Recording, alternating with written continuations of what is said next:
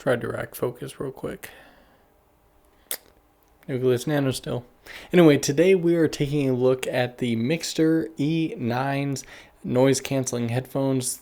Could these be one of the best headphones for under $100 and under $80 that you could pick up?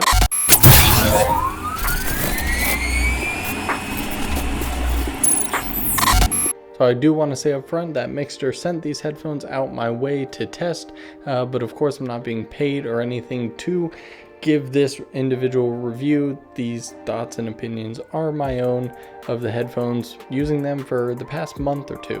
One of the biggest things that companies reach out to me for and a channel my size is headphones, whether they're in-ear, wireless, over-the-ear, anything like that. And most of the time I say no.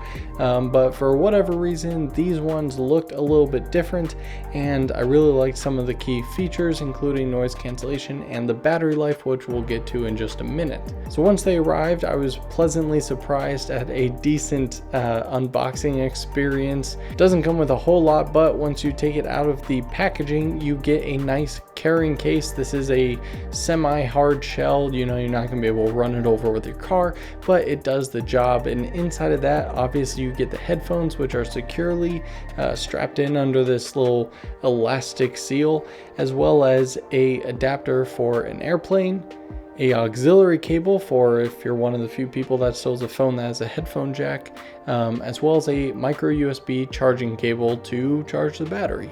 And just like anything else, they do recommend charging up the headphones for the very first time all the way. Pretty much just like anything else, follow the LEDs and you'll know when it's charged.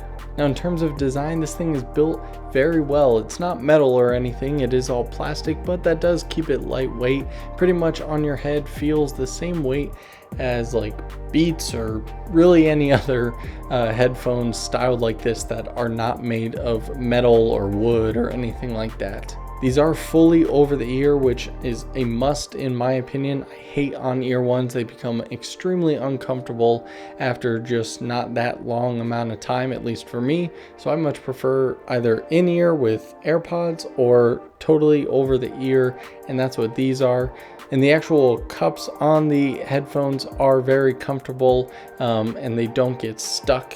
Even after the past month or two, they feel like they're brand new. So they definitely have nice either foam or whatever material inside that does not compress after just a couple of weeks of use and become uncomfortable. Of course, it's adjustable and it swivels up and kind of folds into itself to make it more convenient for traveling if you don't want to take the carrying case with you. I personally just take the entire case, but if you want to fold it up, you can do that as well. Other parts of the design is pretty minimal. You have some cool texturing on the outside of each of the speaker grills, as well as some buttons to give you some hands-on control for the headphones themselves. Pretty standard stuff here. You of course have the power, which also is the pairing button, and you have plus and minus for volume control.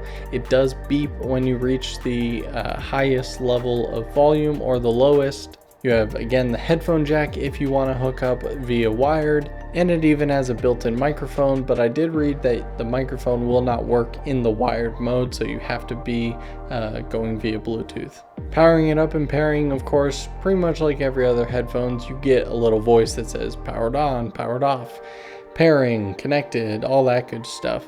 So it makes the pairing process to your phone very easy. On the side, of course, you have the option to turn on the ANC, which is the active noise canceling. It does work very well. I really don't notice a huge amount of difference between active noise canceling headphones and not. I mean, you can definitely tell a difference, but for me, it's not really a must-have. The over-the-ear, and when I'm playing music or listening to podcasts, I'm usually not in that busy of an environment or that loud of an environment to where I need it, so I usually keep it off to save whatever battery life that saves. But it is nice to know that these headphones have it. If I did find myself on a train or subway or just in a super crowded place, you can turn it on and you see the little blue light and you're good to go with the noise canceling. Now, once you have this guy charged up, you will get up to 30 hours of playback, and that was one of the standout highlighted features for myself, because that is obviously a very long time for anything that is rechargeable to last on a single battery.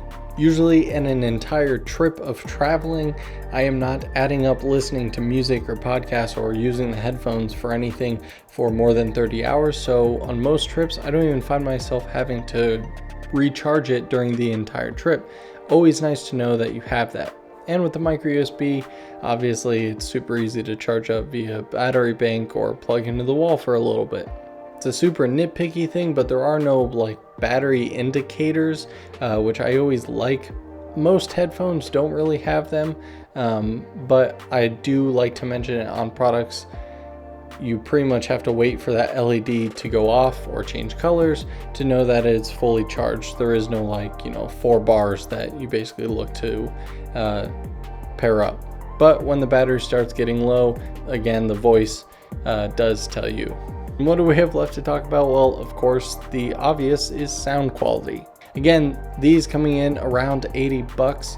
The sound quality is extremely impressive. I mean, this thing can easily pair up to, in my opinion, Beats or anything around that $150, maybe even some $250 headphones. And the bass is pretty solid.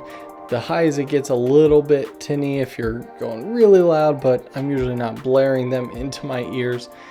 So at any normal, decently loud range, it's a very balanced headphone. It's not trying to overproduce the bass like I know a lot of headphones do. They try to make it sound better by giving it more bass, and it ends up just sounding like garbage. So the E9s keep it very balanced and very consistent, which is always very appreciated.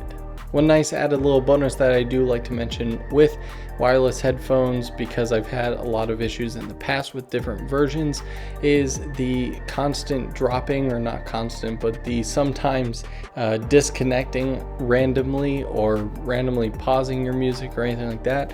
These headphones, I've not experienced any of that. So when I connect it to my phone, if I go on a run or a walk or in the car or working, they have stayed connected 100% of the time and have not randomly disconnected. So again, for a sub $100 headphones, super impressive.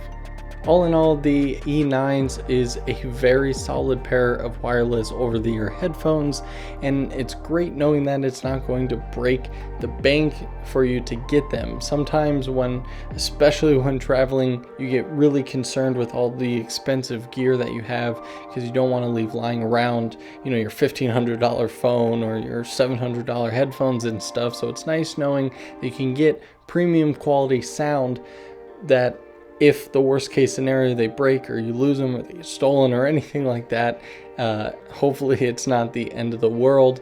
All in all, really solid headphones. Thanks so much for Mixcder for sending them my way. Let me know what you guys think down below. Of course, links will be in the description if you want to pick these up or check them out, check out other reviews. Yeah, and thanks so much for watching, guys, and hope you have a fantastic rest of your day. Oh, also, I got this custom standing desk, so if you guys want to see a video on my new desk setup, pretty happy with it. Concrete. See ya.